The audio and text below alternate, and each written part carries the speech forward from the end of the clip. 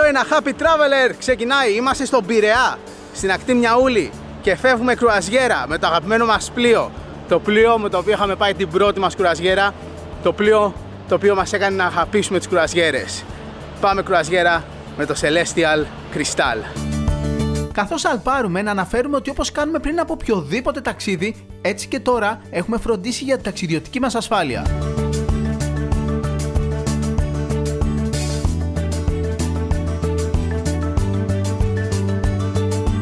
Μπήκαμε!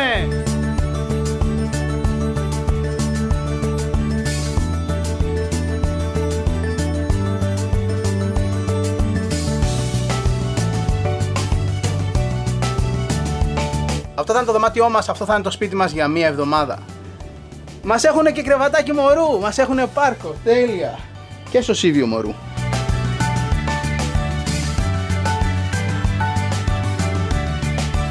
Πέρασε η ώρα, νύχτωσε και το πλοίο φεύγει, σαλπάρει το βραδάκι. Λοιπόν, είμαστε σε μια τέλεια κρουαζιέρα, πολύ ιδιαίτερη κρουαζιέρα. Πάει σε 3 υπήρους. Φεύγουμε από Πειραιά, θα πάμε Αίγυπτο, θα δούμε τις πυραμίδες. Θα πάμε Ισραήλ και Ιερουσαλήμ. Θα πάμε Κύπρο, στη Λεμεσό. Θα πάμε να δούμε την αρχαία Έφεσο και θα πάμε και Ρόδο. Τέλεια! Για μια εβδομάδα αυτό εδώ θα είναι το σπίτι μας.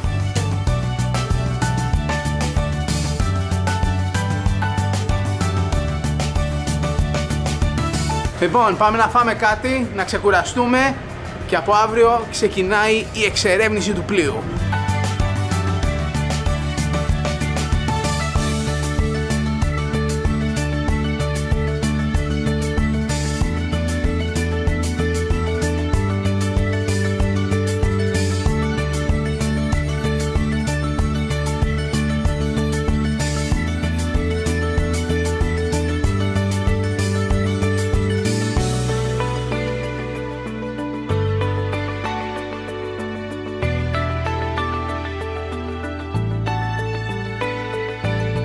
Καλημέρα! Μια νέα μέρα ξεκίνησε και είναι η μέρα Εμπλό. Μία από τις 7 μέρες κρουαζιέρας. Είμαστε στη θάλασσα, δεν δένουμε σε λιμάνι επειδή η πρώτη διαδρομή που διανύουμε είναι μεγάλη. Πηγαίνουμε από τον Πειραιά στην Αλεξάνδρεια της Αιγύπτου.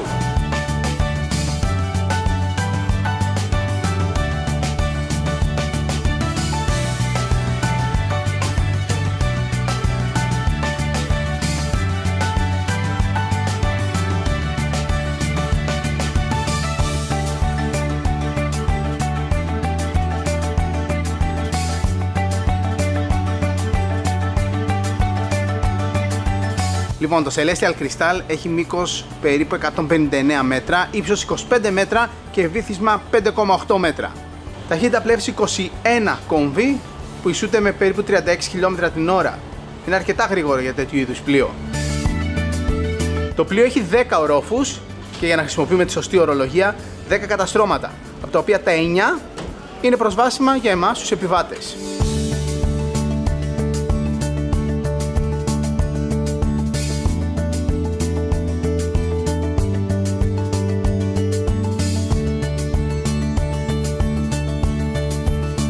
Αυτό είναι το θέατρο Μούσες, ο μεγαλύτερος χώρος ψυχαγωγίας στο πλοίο.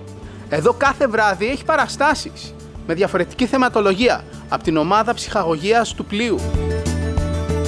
Έχει και εξώστη. Από εδώ έχει τέλεια θέα στη σκηνή. Και κάπως έτσι κυλάει η ζωή στο πλοίο.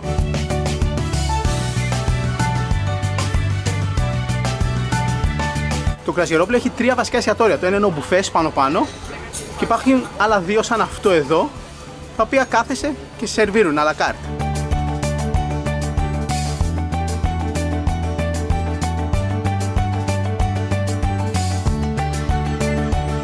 Εδώ είναι η ρεσεψιόν του πλοίου. Κάθε βράδυ όταν γυρνάμε στο δωμάτιο μας περιμένει μια τέτοια έκπληξη. Μια από τις πετσέτες μας έχει μεταμορφωθεί σε ζωάκι. Να, μας περίμενε ένα πετσέτο σκυλάκι στο κρεβάτι. Καληνύχτα. Αυτό, κυρίες και κύριοι, είναι το μεγαλύτερο λιμάνι της Αιγύπτου. Αυτή, κυρίες και κύριοι, είναι η Αλεξάνδρεια. Βγήκαμε, πατήσαμε το πόδι μας στην Αίγυπτο. Είμαστε στην Αίγυπτο οικογενειακώς. Τέλειο. Τι περίμενες στην Αίγυπτο? Δεν περίμενα κρύο. Είναι Δεκέμβριος. Ναι, εντάξει, αλλά δεν περίμενα κρύο. Τώρα μπαίνουμε σε πούλμαν και πηγαίνουμε προς Κάιρο. Πηγαίνουμε προς πυραμίδες της Γκίζας. Αυτή η οργανωμένη εκδρομή στην Αίγυπτο συμπεριλαμβάνεται στην κρουαζιέρα. Όλοι οι επιβάτες του πλοίου μπαίνουμε σε πούλμαν και πάμε στο Κάιρο να δούμε τις πυραμίδες. Μετά θα πάμε να επιβιβαστούμε ξανά στο πλοίο από άλλο λιμάνι. Φτάσαμε, είμαστε στο οροπέδιο της Γκίζας. Εδώ βρίσκονται οι πυραμίδες της Γκίζας. Και αυτή είναι η μεγαλύτερη, η πυραμίδα του Χέοπα.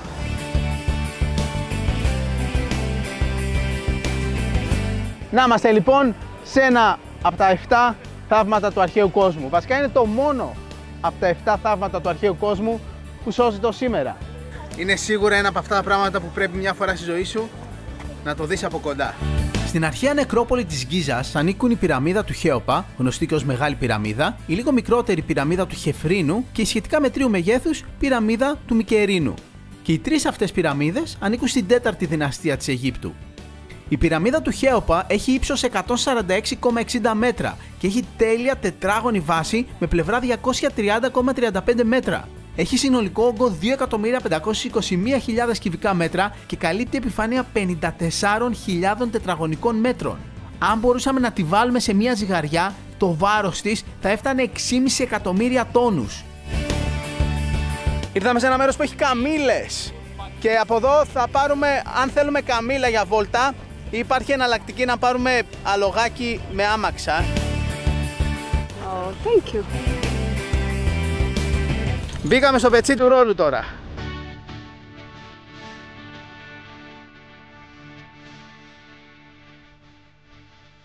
Κοιτάξτε πόσο τέλεια φαίνονται από εδώ πέρα οι τρεις μεγάλες πυραμίδες.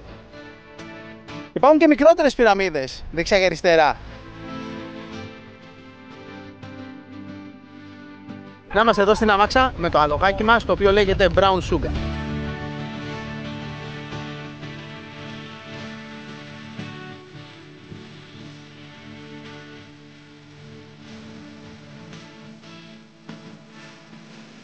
Από εδώ βλέπουμε και τις 9 πυραμίδες της Γκίζας. Καμήλες και πυραμίδες. Ορισμός της Αιγύπτου.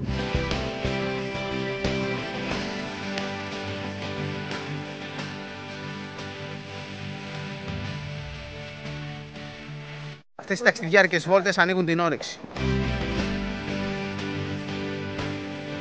Νομίζω αργήσαμε να έρθουμε στις πυραμίδες. Έπρεπε να έχουμε ήδη έρθει. Είναι περίεργο πως έχουμε πάει σε τόσες χώρες, 80 χώρες, και δεν έχουμε έρθει στις πυραμίδες ακόμα στην Αίγυπτο.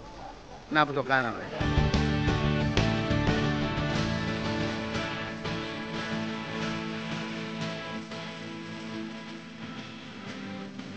Οι πυραμίδες είναι από τις λίγες κατασκευές στη γη, εκείνης της εποχής, βασικά η μοναδική, που φαίνεται από το διάστημα. Και αυτά τα μπισκότα είναι πάρα πολύ ωραία.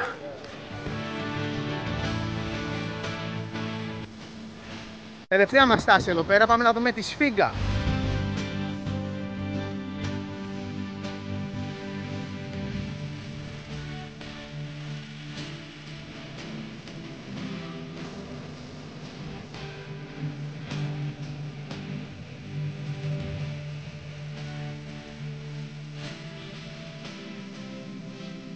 Η Σφίγγα φυλάει τις πυραμίδες της Γκίζας. Σώμα λιονταριού, κεφάλι ανθρώπου.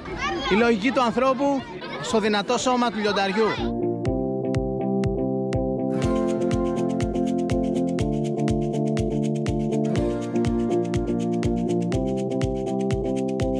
Ωραία, φεύγουμε τώρα από την περιοχή της Γκίζας και πάμε για φαγητό στο κέντρο του Καΐρου, στον Νείλο.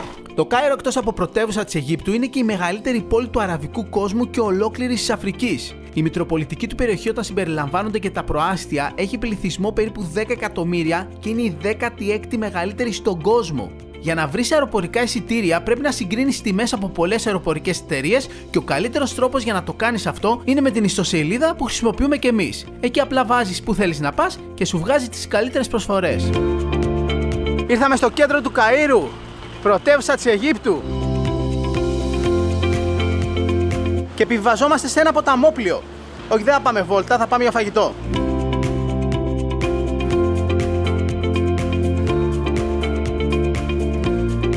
Ο Νείλος, το μακρύτερο ποτάμι στον κόσμο, περνάει από 10 αφρικανικά κράτη και εκβάλλει στη Μεσόγειο, εδώ στο Κάιρο. Τι έχουμε εδώ, ταμπουλέ, χούμους, μάλλον αυτό πρέπει να είναι μπαμπαγκανούς και ντολμαδάκια.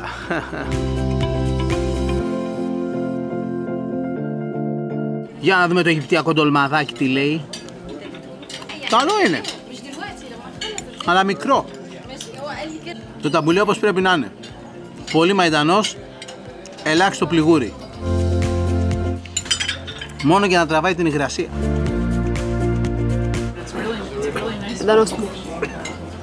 Ήρθε το κυρίως, κρέατα. Λοιπόν, κοτόπουλο, μοσχάρι, αρνί. Εδώ δεν τρώνε χοιρινό. Και ένα πιλάφι ρύζι, τι είναι αυτό? Ωραίο, μ' αρέσει. Αυτό είναι πολύ νόστιμο. Είναι κοτόπουλο με πολλά μπαχαρικά. Πολλά μπαχαρικά.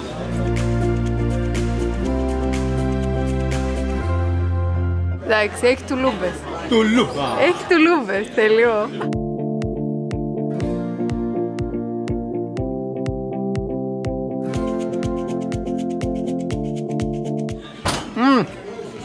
Καλό είναι.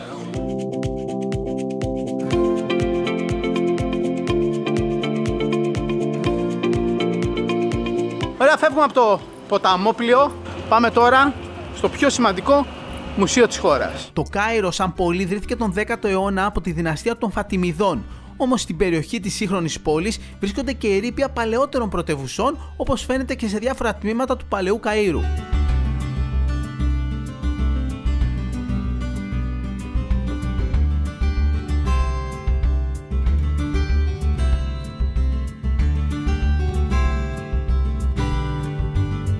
Αυτό το μουσείο είμαστε από τους τελευταίους που θα το δούνε, γιατί σύντομα το 2020 θα ανοίξει το καινούριο μουσείο, το οποίο είναι δίπλα στις πυραμίδες, είναι πολύ μοντέρνο, πολύ μεγάλο, πολύ καινούριο, πολύ ωραίο, αλλά αυτό έχει κάτι πιο αυθεντικό σαν κτίριο.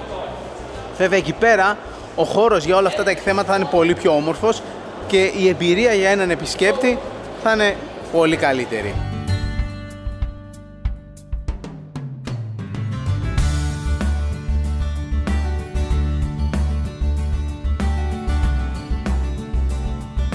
Έχει εξαιρετικά ευρήματα. Κοιτάξτε εδώ, σαρκοφάγος Φαραώ.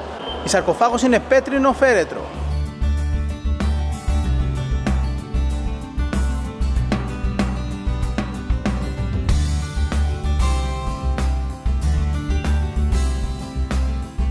Σαγιονάρες εποχής.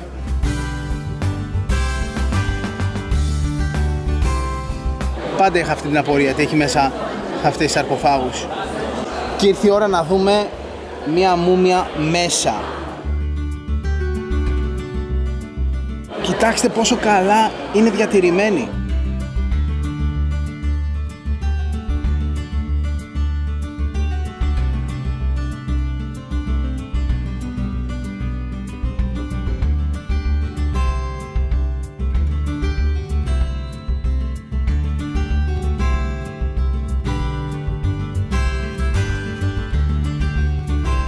Φεύγουμε, αποχαιρετούμε το Μουσείο της Αιγύπτου.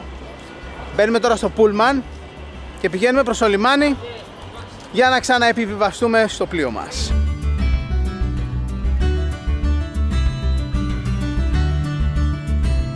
Είμαστε στο Port Said. Είναι μια πόλη, λιμάνι, στη Μεσόγειο θάλασσα, δίπλα στη διόρυγα του Σουέζ. Εδώ ήρθε το πλοίο μας και εδώ θα επιβιβαστούμε. Καλό ταξίδι μάστερα.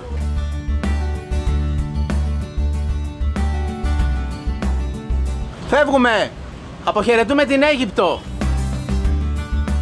Πάμε για ξεκούραση και αύριο πρωί θα είμαστε στο Ισραήλ. Θα πάμε στα Ιεροσόλυμα. Το πλοίο αυτό που κάνουμε αυτή την κρουαζιέρα το καλοκαίρι κάνει κρουαζιέρα στα ελληνικά νησιά. Το καλό με την κρουαζιέρα είναι ότι μπορείς να πας σε πολλά διαφορετικά μέρη χωρίς να χρειάζεται συνεχώς να αλλάζεις δωμάτια και ξενοδοχεία. Το φαγητό συμπεριλαμβάνεται στην τιμή της κρουαζιέρας, καθώς και η ψυχαγωγία στο πλοίο. Από τότε που πρωτοπήγαμε κρουαζιέρα με αυτό το συγκεκριμένο πλοίο, λατρέψαμε αυτόν τον τρόπο διακοπών. Και τώρα με την κόρη μας είναι ένας εξαιρετικός τρόπος για να δούμε πολλά μέρη άνετα, χωρίς να χρειάζεται να είμαστε από ξενοδοχείο σε ξενοδοχείο. Καλημέρα! Δεύτερο σταθμός της κρουαζιέρας μας, Ισραήλ. Σε λίγο δένουμε και αποβιβαζόμαστε. Στα πλαίσια αυτής της εκδρομής μας, τη μέρα που το πλοίο έδεσε στο Ισραήλ, πήγαμε και στη Βιθλεέμ και επισκεφθήκαμε τον ναό της Γεννήσεως που είδατε στο χριστουγεννιάτικο μας επεισόδιο και μπορείτε αν θέλετε να το βρείτε στο κανάλι μας στο YouTube. Βρισκόμαστε σε Ιεροσόλυμα, τον πιο ιερό τόπο στη γη. Έχουμε έρθει ανατολικά της παλιάς πόλης Ιερουσαλήμ, στο όρος των Ελαιώνων, από όπου φαίνεται ξεκάθαρα το κέντρο της παλιάς πόλης, ο Χρυσός Θόλος, που είναι ο ναός του βράχου, καθώς επίσης και τα επιβλητικά οθωμανικά τείχη που έκτισε ο Σουλεϊμάν ο Μεγαλοπρεπής. Αυτή εδώ είναι η Γεσθημανή, είναι η κοιλάδα ανάμεσα στο όρος των Ελαιώνων και το λόφο της Ιερουσαλήμ. Είναι το σημείο στο οποίο συνελήφθη ο Χριστός. Είναι το σημείο στο οποίο τον πρόδωσε ο Ιούδας.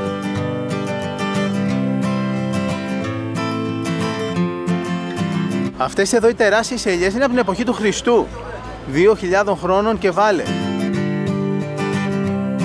Αυτός είναι ο ναός της αγωνίας του Χριστού. Ο ναός είναι χτισμένος πάνω σε ένα βράχο, στον οποίο ο Χριστός προσευχότανε όταν έμαθε ότι καταδικάστηκε και πρόκειτο να σταυρωθεί. Πάμε μέσα στο ναό. Αν θες να έρθεις εκδρομή στην Ιερουσαλήμ, που είναι ιδιαίτερα δημοφιλής προορισμός στο Πάσχα, μπορείς να πετάξεις για Τελ Αβίβ και από εκεί έρχεσαι οδικός. Για να βρεις οικονομικά εισιτήρια, όσο πιο νωρίς ψάξεις, τόσο καλύτερα. Γιατί το Πάσχα η ζήτηση είναι μεγάλη. Και φυσικά για να βρεις καλύτερες προσφορές, πρέπει να συγκρίνεις τις τιμές από πολλές αεροπορικές. Και το καλό της υπόθεσης είναι ότι αυτό μπορείς να το κάνεις από μία ιστοσελίδα. Περνάμε τα τείχη της παλιάς πόλης και μπαίνουμε στην παλιά Ιερουσαλήμ. Τι έγινε? Φιλιά μου, τι κάνετε? Σε ξεκουράζω τώρα. Ναι, λίγο γιατί η μέση μου. Η μικρή έχει πλησιάσει τα 10 κιλά σιγά σιγά. Ναι, εντάξει, και την κουβαλούσα από το πρωί. Αλλάξαμε βάρδιες.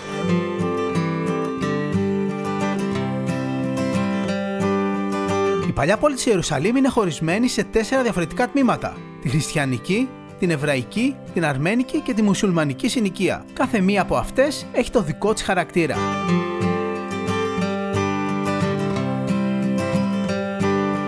Αυτό είναι ένα από τα σημεία που αξίζει να επισκεφθείς στην παλιά πόλη της Ιερουσαλήμ. Είναι το πιο σημαντικό θρησκευτικό σημείο για τους Εβραίους. Είναι ο τείχος των δακρυών, η δυτικό τείχος. Είναι το μοναδικό κομμάτι από τον αρχαίο ναό του Σολομώντα που σώζεται μέχρι σήμερα.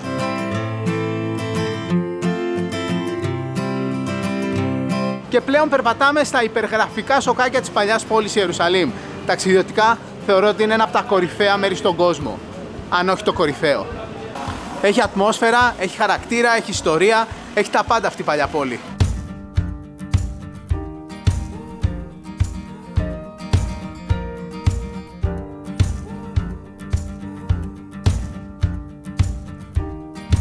Τα διάφορα μαγαζάκια της παλιάς πόλης που είτε έχουν σουβενίρ είτε έχουν τρόφιμα είναι έρωτας. Θες να κάθεσαι και να τα χαζεύεις. Μπορείς να έρθεις εδώ και μόνο στα μαγαζιά να αφιερώσεις 2 μέρες. Και μετά λες 2 μέρες στα αξιοθέατα. Με 4 μέρες στα Ιεροσόλυμα είσαι καλά. Έχει πολλά αραβικής προέλευσης γλυκά εδώ πέρα. Και όχι μόνο. Εδώ είναι η Βία Ντολορόζα. Είναι ο δρόμος τον οποίο ανέβηκε ο Χριστός με το σταυρό στον ώμο από τη φυλακή για να πάει στο Γολγοθά. Εδώ σε αυτή τη διαδρομή που έκανε ο Χριστός με το σταυρό υπάρχουν κάποιες στάσεις που είναι πλέον ιστορικά σημεία. Εδώ είναι η 5η στάση, στην οποία ο Χριστός ήταν πάρα πολύ κουρασμένος και έπεσε. Τον βοήθησε ο Σίμωνος ο Κυρηναίος. Και εδώ υπάρχει ένα σημείο σε ένα βράχο που μπορείς να βάλεις το χέρι σου και νιώθεις ότι είναι σαν αποτύπωμα παλάμης. Λέγεται ότι εδώ ακούμπησε το χέρι του Χριστός για να ξεκουραστεί. Αλλά ακόμα και αν αφήσεις στην άκρη τη θρησκεία, ιστορικά και ταξιδιωτικά, η Ιερουσαλήμ παίζει να είναι η πιο ενδιαφέρουσα παλιά πόλη που έχουμε επισκεφθεί ποτέ.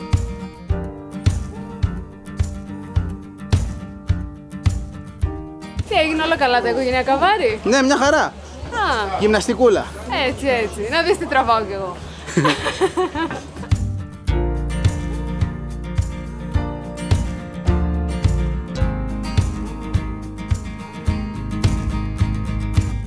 Φτάσαμε, αυτός είναι ο ναός της Αναστάσεως, ο πιο σημαντικός ναός στα Ιεροσόλυμα για τους χριστιανούς. Είναι χτισμένος πάνω στο Γολγοθά, στο σημείο που σταυρώθηκε ο Χριστός και μέσα υπάρχει ο Πανάγιος Τάφος.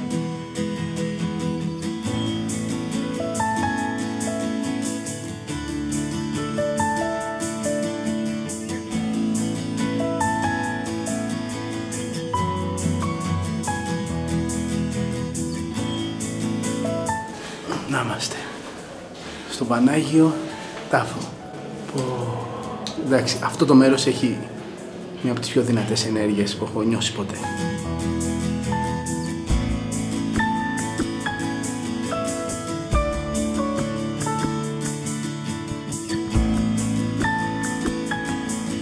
Φύγαμε τώρα από τον ναό της Αναστάσεως και πηγαίνουμε δυτικά προς την πύλη Τζάφα. Η παλιά πόλη της Ιερουσαλήμ έχει ανακηρυχθεί από την UNESCO Μνημείο Παγκόσμιας Πολιτιστικής Κληρονομιάς. Και όχι άδικα. Μέσα σε μόλις 1 τετραγωνικό χιλιόμετρο περικλείονται περισσότεροι από 50 αιώνες ιστορίας. Η παλιά πόλη των Ιεροσολύμων βρίσκεται στο ανατολικό τμήμα της σύγχρονης πόλης και περιβάλλεται από τα τείχη που την προστάτευαν. Τα σημερινά τείχη έχουν κατασκευαστεί από τον Σουλεϊμάν το Μεγαλοπρεπή και έχουν συνολικά 11 πύλες. Βγήκαμε από την πύλη Τζάφα, βγήκαμε από τη δυτική πλευρά της παλιάς πόλης, είμαστε πλέον έξω. Ήταν μια φανταστική μέρα, μία από αυτές τις ταξιδιωτικές εμπειρίες που θυμάσαι για πάντα. Και όσες φορές και αν έρθουμε στην Ιερουσαλήμ, η αίσθηση και το δέος που νιώθεις κάθε φορά είναι σαν να είναι η πρώτη σου.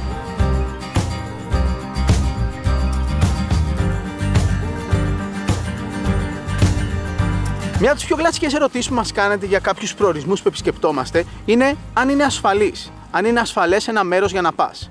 Αυτό που με σιγουριά μπορώ να σας πω είναι ότι δεν υπάρχει κανένας προορισμός στον πλανήτη απόλυτα 100% ασφαλής. Σε όλες τις χώρες υπάρχουν κακοτοπιές και σε όλες τις χώρες μπορεί να πάει κάτι στραβά. Σαφέστατα και κάποιες χώρες μπορεί να είναι πιο επικίνδυνες από άλλες και κάποιες χώρες μπορεί κάποια συγκεκριμένη περίοδο να είναι πιο επικίνδυνες από άλλες. Αλλά υπάρχουν κάποιες βασικές αρχές ασφαλείας που είναι καλό να τηρούμε σε όλα μας τα ταξίδια. Πρώτον, είναι πολύ σημαντικό να κάνουμε την έρευνά μας και να ξέρουμε αν σε ένα μέρος που πηγαίνουμε υπάρχουν κακοτοπιές, κάποιες περιοχές που δεν πρέπει να επισκεφθούμε, ειδικά το βράδυ.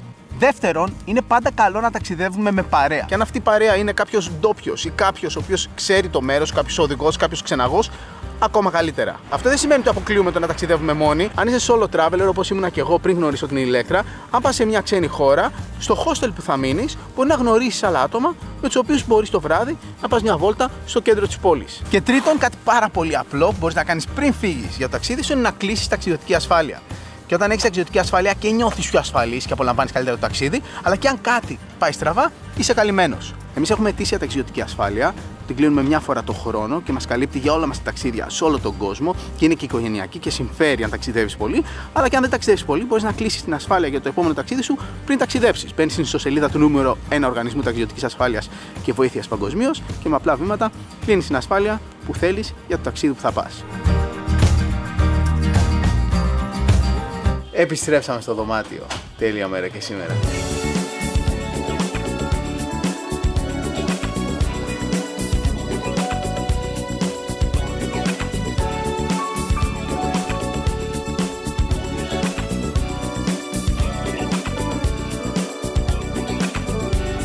Πάμε τώρα σε ένα διάλειμμα και επιστρέφουμε σε λίγο με τη συνέχεια του Happy Traveler. Για την ώρα κάντε like στη σελίδα της εκπομπής μας στο Facebook και ακολουθήστε στο Instagram και εμένα και την Ηλέκτρα, αλλά και το λογαριασμό της εκπομπής μας, Happy Traveler GR. Στο μεταξύ, κλείνουμε εισιτήρια για το επόμενο ταξίδι. Και ο καλύτερος τρόπος να κλείσει αεροπορικά εισιτήρια είναι να συγκρίνεις τιμές από πολλές αεροπορικές εταιρείες. Ευτυχώς υπάρχει το airshop.gr που μας βοηθάει να κάνουμε αυτό με τον πιο εύκολο τρόπο. Εμείς βάζουμε αεροδρόμια αναχώρησης και προορισμό και αυτό μας βγάζει όλες τις δυνατές επιλογές. Εμείς επιλέγουμε την πιο συμφέρουσα και αυτή που μας βολεύει περισσότερο. Τα λέμε σε λίγο.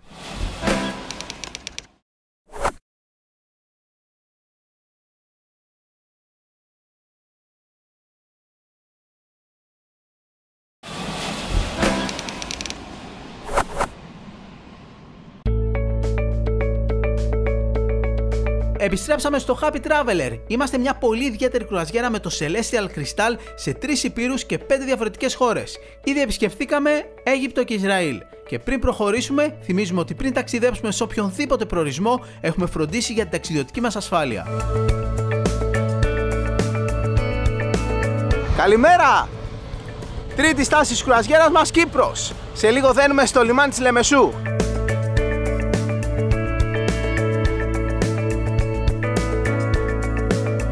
Βγήκαμε, πατήσαμε Κύπρο. Κύπρο για μας πολλωστή φορά, για την κόρη μας πρώτη. Τι ωραίες αφίξεις. Ναι, έχουν εξαιρετικό cruise terminal. Γενικά το λιμάνι της Λεμεσού, το καινούριο είναι first class. Αλλά δεν το συζητώ, έτσι που είναι άσπρο. Πολύ ωραίο είναι. Ωραία, μπήκαμε στο τοπικό λεωφορείο και πάμε στο κέντρο της Λεμεσού.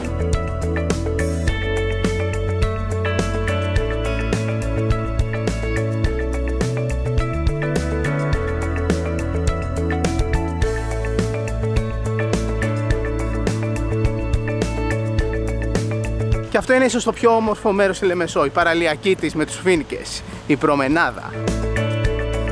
Κάνουμε μια μικρή στάση για φαγητό.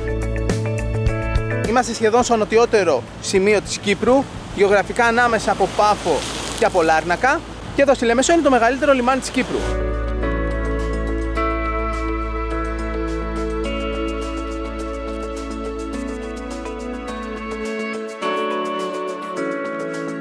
Οι παραλιακές πόλεις πάντα με εγωίτευαν. Ειδικά η Λεμεσός είναι η πιο κοσμοπολίτικη πόλη της Κύπρου. Κάποιος μπορεί να πει ότι λίγο πολύ θυμίζει μέχρι και Μαϊάμι. Χαίρεσαι και τη θάλασσα, αλλά και την ομορφιά του νησιού. Η Λεμεσός έχει μεγάλο λιμάνι, αλλά δεν έχει αεροδρόμιο.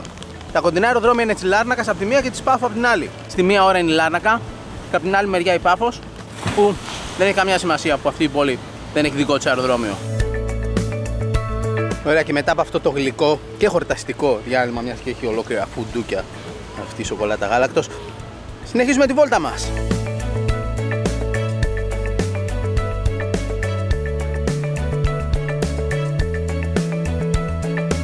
Υπόδειγμα διαμορφωμένης παραλιακής είναι εδώ πέρα. Αυτό που μας κάνει εντύπωση δεν είναι ότι είναι ωραίο το μέρος, αλλά είναι και σε καλή κατάσταση. Είναι καθαρά όλα, είναι περιποιημένα, τα νερά πεντακάθαρα, καθαρισμένα, όλα είναι στην εντέλεια.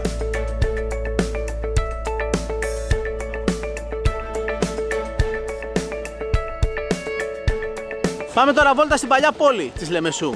Πάμε προς το κάστρο.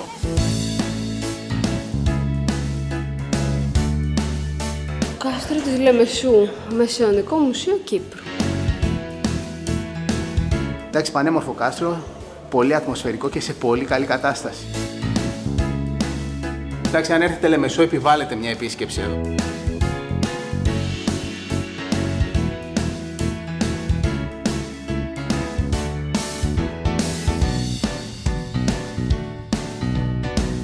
Στις διάφορες αίθουσες του κάστρου έχει εκθέσεις με ευρήματα από διαφορετικές χρονικές περιόδους της Κύπρου. Ωραία ήτανε.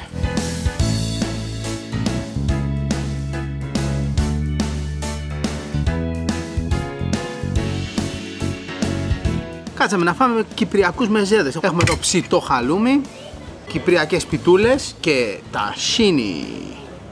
Δεν είναι σκέτο ταχίνι, είναι πιο κρεμώδες, μοιάζει λίγο με μαγιονέζα. Βασικά είναι ταχίνι ανακατεμένο με λάδι.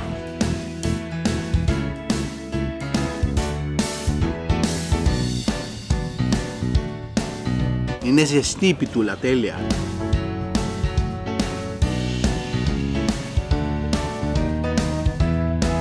Έχω μια έντυπωση ότι το κυπριακό ταχίνι είναι πιο ωραίο. Αυτό έχει και λίγο λεμόνι. Τι να πει κανείς για το χαλούμι. Κυπριακές πατάτες.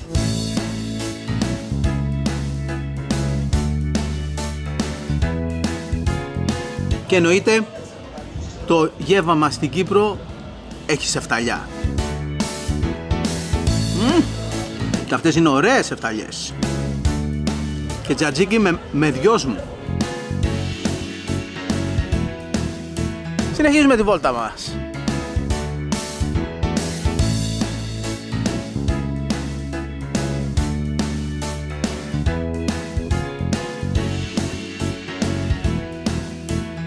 Αυτή είναι η Αγία Νάπα, ο καθεδρικός ναός της Λεμεσού.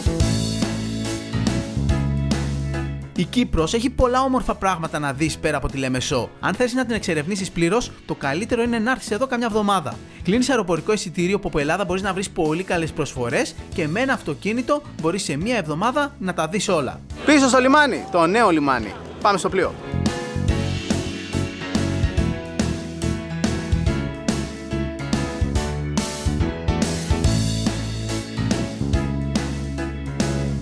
Ωραία, μπήκαμε στο πλοίο, πάμε στο δωμάτιο. Σε λίγο αναχωρούμε και αύριο θα είμαστε στη Ρόδο.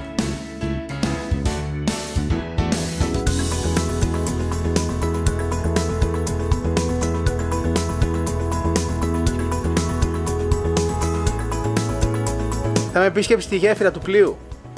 Το πιο εντυπωσιακό σημείο είναι.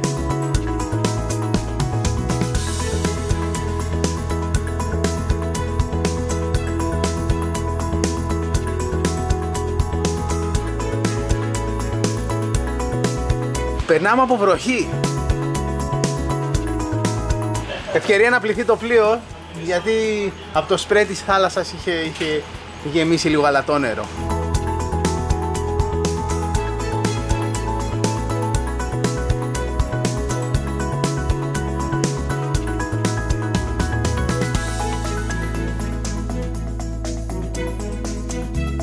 Καθάρισε ο καιρός, τέλεια είναι.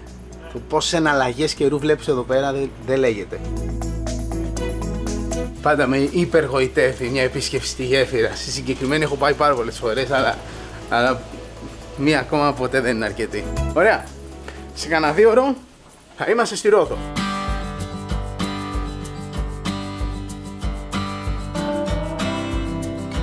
Ρόδος!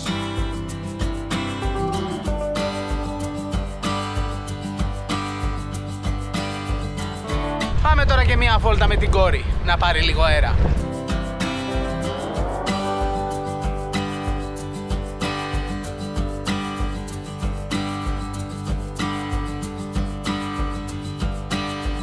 Η Ηλέκτρα σήμερα είναι λίγο άρρωστη και είπα να βγάλω μία μικρή βόλτα την κόρη μας για να ξεκουραστεί η Ηλέκτρα. Είναι ταξιδιάρα και αυτό είπα να πάω λίγο να της δείξω την παλιά πόλη της Ρόδου.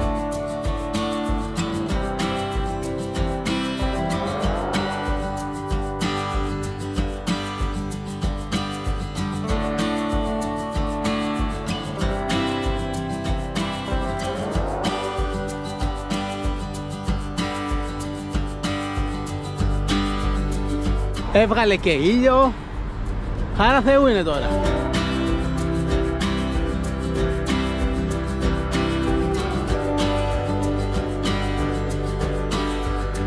Το σπίτι μας για αυτή την εβδομάδα, το Celestial Crystal, από εδώ φαίνεται πολύ ωραία, το χτυπάει και ο ήλιος. Λέγεται πως οι οσπιταλιέροι του τάγματος του Αγίου Ιωάννου της Ιερουσαλήμ από το 1309 ως το 1523 μεταμόρφωσαν την πόλη σε ισχυρό όχυρο για να προστατευτούν από τις εκτεταμένες συγκρούσεις στην περιοχή εκείνη την εποχή. Αργότερα η πόλη διατέλεσε υπό τουρκική και ιταλική κατοχή πριν τελικά έρθει η ένωση των Δωδεκανήσων με την Ελλάδα που έκαναν τη Ρόδο και πάλι επίσημα ελληνικό έδαφος. Φτάσαμε και μέχρι το φρούριο του Αγίου Νικολάου στην άκρη του λιμανιού με το γραφικότατο φάρο. Το φρούριο είναι του 15ου αιώνα. Και εκεί είναι η είσοδος του παλιού λιμανιού της Ρόδου, όπου έστεκε ο Κολοσσός της Ρόδου, ένα από τα 7 θαύματα του αρχαίου κόσμου. Τώρα υπάρχουν 2 ελάφια, από εκεί το αρσενικό, από εδώ το θηλυκό. Η μεσαιωνική πόλη της Ρόδου αναπτύχθηκε χωρίς συγκεκριμένο πολεοδομικό σχεδιασμό γύρω από το φρούριο κάπου τον 6ο μετά Χριστόν αιώνα. Θεωρείται μία από τις αρχαιότερες ενεργές μεσαιωνικές πόλεις και σημείο συνάντησης πολλών πολιτισμών. Αυτός είναι ο πιο διάσημος δρόμος στην παλιά πόλη της Ρόδου. Είναι η οδός των Ιπποτών. Στο τέλος του δρόμου είναι η είσοδος του παλατιού του Μέγα Μαγίστρου. Περιττό να πούμε πως η παλιά πόλη της Ρόδου έχει ανακηρυχθεί Μνημείο Παγκόσμιας Πολιτιστικής Κληρονομιάς UNESCO. Είναι όλη η παλιά πόλη ένα μουσείο. Ένα ζωντανό μουσείο. Γιατί εκτός από τα αξιοθέατα, τα αρχαία, τα μουσεία και τα ιστορικά μνημεία, έχει και σπίτια, έχει μαγαζιά, έχει κόσμο που ζει εδώ μέσα.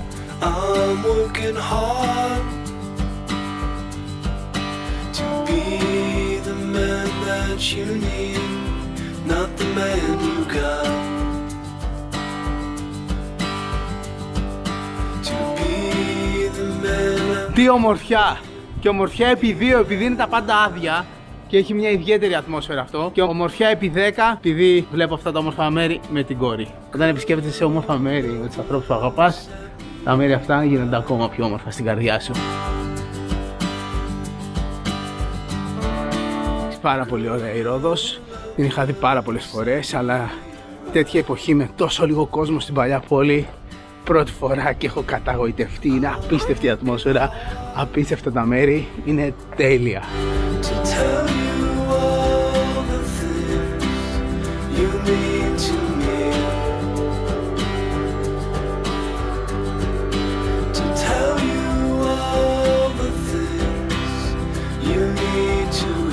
Άλλο ένα από αυτά τα ιστορικά αξιοθέατα που κάνουν την παλιά πόλη της Ρόδου υπαίθριο μουσείο. Η Παναγία Μπούργου του 14ου αιώνα.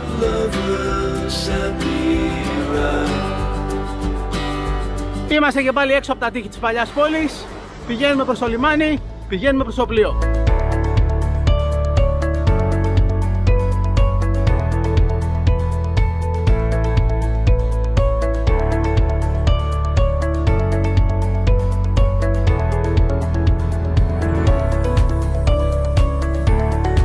Απόψε έχει ελληνική βραδιά με υπερμπουφέ στο χώρο της πισίνα.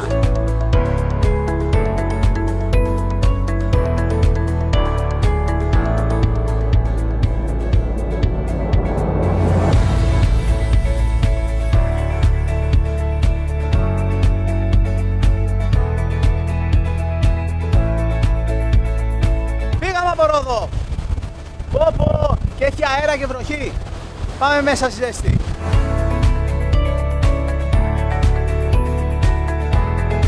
Καλημέρα! Είμαστε στο Κουσάνταση της Μικράς Ασίας.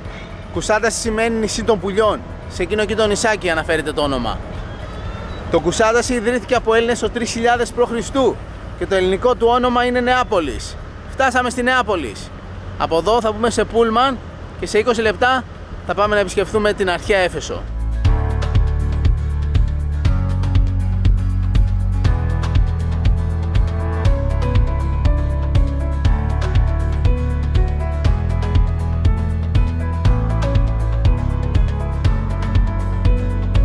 Φτάσαμε στην είσοδο του αρχαιολογικού χώρου της αρχαίας Εφέσου.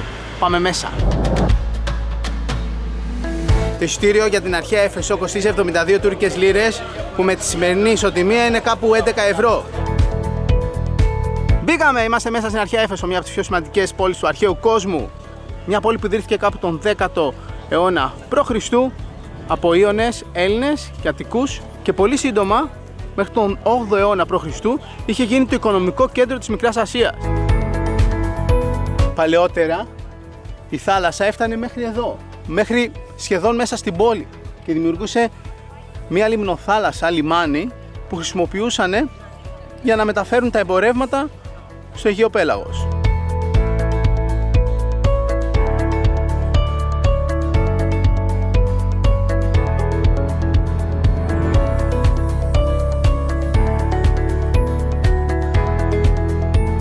Αυτός ο τείχος είναι από την ελληνιστική περίοδο, έχει μείνει άθικτος. Είναι από 200 π.Χ. Είναι πολύ παλιός. Νιώθω δέος μόνο και μόνο που τον ακουμπάω.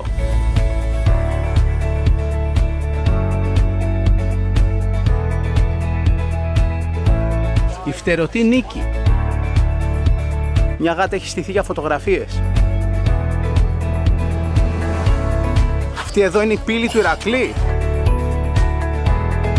Αυτός είναι ο κεντρικός του δρόμος της Εφέσου.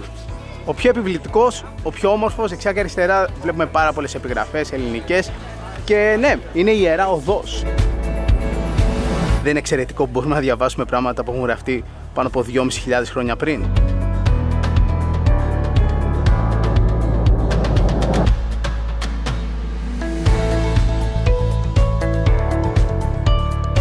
Και βγήκαμε και πάλι κάτω να θαυμάσουμε το πιο όμορφο αξιοθέατο της αρχαίας Εφέσου, τη βιβλιοθήκη του Κέλσου.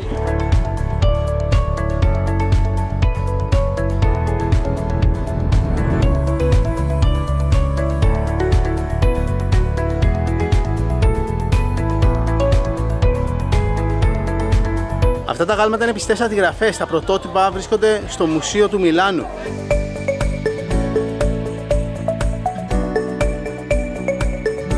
Η βιβλιοθήκη της Εφέσου μαζί με της Αλεξάνδρειας ήταν οι πιο σημαντικές βιβλιοθήκες της αρχαιότητας.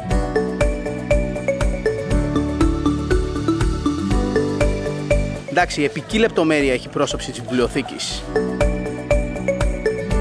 Είναι τρελό, πραγματικά τρελό, αν αναλογιστούμε ότι μπορούμε να διαβάσουμε επιγραφές που είναι από τόσο παλιά. Και όταν έχεις εδώ καταλαβαίνεις πόσο βασικό θα ήταν όλα τα παιδιά να μαθαίνουν αρχαία ελληνικά. Έστω τα βασικά.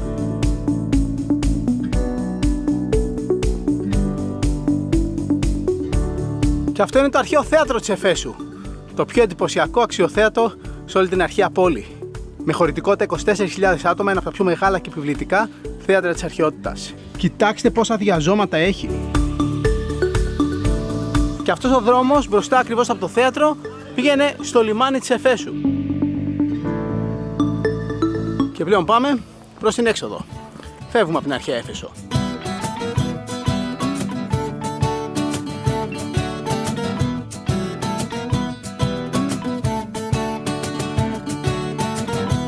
Ήρθαμε σε ένα από τα πιο όμορφα γραφικά ορεινά χωριά της περιοχής, ή μάλλον θα έλεγα ολόκληρης της Μικράς Ασίας. Εδώ βρισκόμαστε γεωγραφικά στην επαρχία της Σμύρνης, είμαστε κοντά στο Κουσάντασι της Νεάπολης και αυτό εδώ το χωριό παλαιότερα αποκαλούνταν και ορεινή Έφεσος. Το όνομά του είναι Σιρέντζε και το ελληνικό του όνομα, γιατί επρόκειτο για ένα ελληνικό χωριό, είναι Κυρκιντζές. Ήταν μια εποχή που το χωριό σχεδόν εγκαταλείφθηκε και μετά άρχισε να γίνεται πολύ τουριστικό επειδή ήταν πολύ όμορφο και γραφικό και έτσι αναγεννήθηκε. Φτιαχτήκανε μαγαζιά, ανοίξανε ξενοδοχεία, εστιατόρια και τώρα θεωρείται ένα από τα πιο τουριστικά ορεινά μέρη σε αυτή την περιοχή της Τουρκίας.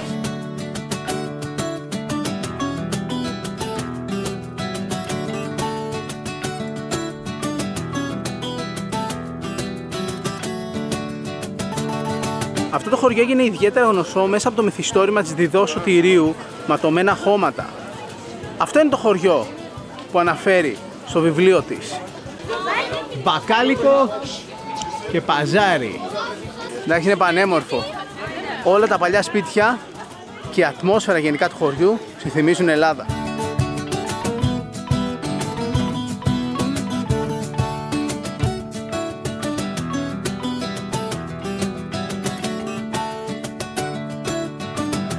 Και αυτός ήταν ο ναός του χωριού, ο Άγιος Δημήτριος.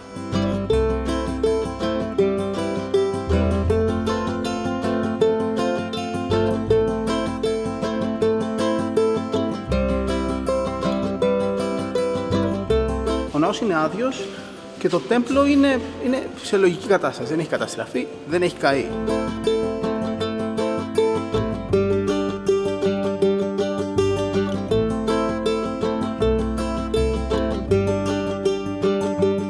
Αυτό το χωριό θα μπορούσε άνετα να είναι ένα χωριό στο Πήλιο. Από το Πήλιο είναι και αυτό το Μήλο, τη Ζαγορά.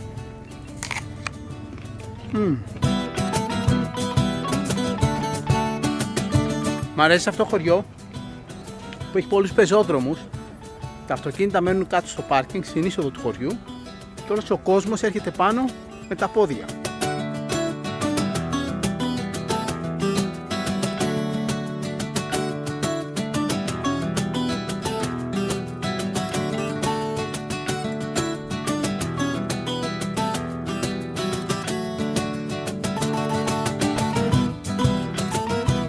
Κάτσαμε για φαγητό σε ένα πολύ ωραίο εστιατόριο. Αυτό είναι αρνάκι ντόπιο με μια σάλτσα κρασιού, τέλειο.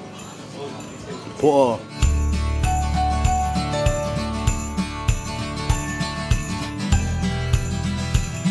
Αυτό είναι σιτάρι. Πεντανόσιμο. Ωραία, φάγαμε και συνεχίζουμε τη βόλτα μας.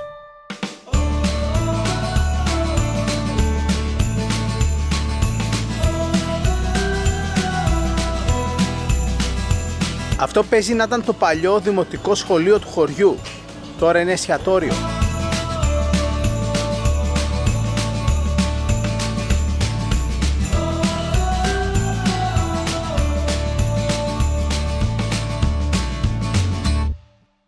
Καφέ στη Χόβολη.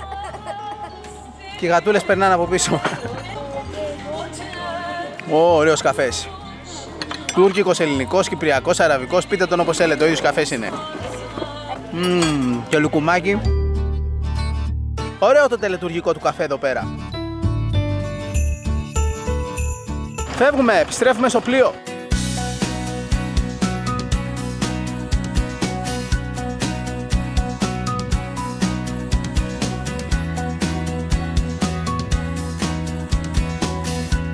Επιστρέψαμε στο πλοίο. Πολύ ωραίο απόγευμα. Κουσάνταση, το έχουμε δει στο παρελθόν. Μπορείτε να πάτε να το δείτε στο επεισόδιο Happy Travelers στη Μικρά Ασία. Όταν είχαμε ξανάρθει Έφεσο, είχαμε κάνει βόλτα και στο Κουσάνταση. Ναι.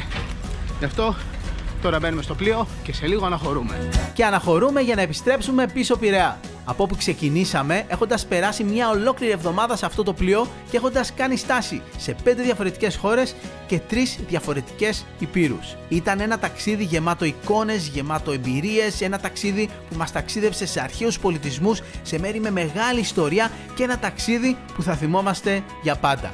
Ελπίζουμε να το απολαύσατε κι εσείς όσο εμείς και να νιώσατε για ακόμα μια φορά ότι ταξιδέψατε μαζί μας. Αν θέλετε περισσότερες πληροφορίες για αυτή την κρουαζιέρα, μπείτε στο site μας, στο happytraveler.gr. Επίσης, ακολουθήστε μας σε Facebook και Instagram. Στο Facebook βρείτε την επίσημη σελίδα της εκπομπής μας, γιατί κάποια στιγμή θα ξανακάνουμε και έναν διαγωνισμό για να κερδίσετε κι εσείς μια κρουαζιέρα. Και στο Instagram ακολουθήστε και εμένα και την Ηλέκτρα, αλλά και το λογαριασμό της εκπομπής μας, happytraveler.gr. Αυτά για την ώρα. Να είστε καλά, φιλιά πολλά και να θυμάστε ότι η πιο σημαντική αποσκευή σε κάθε ταξίδι είναι η καλή μας διάθεση. Γεια!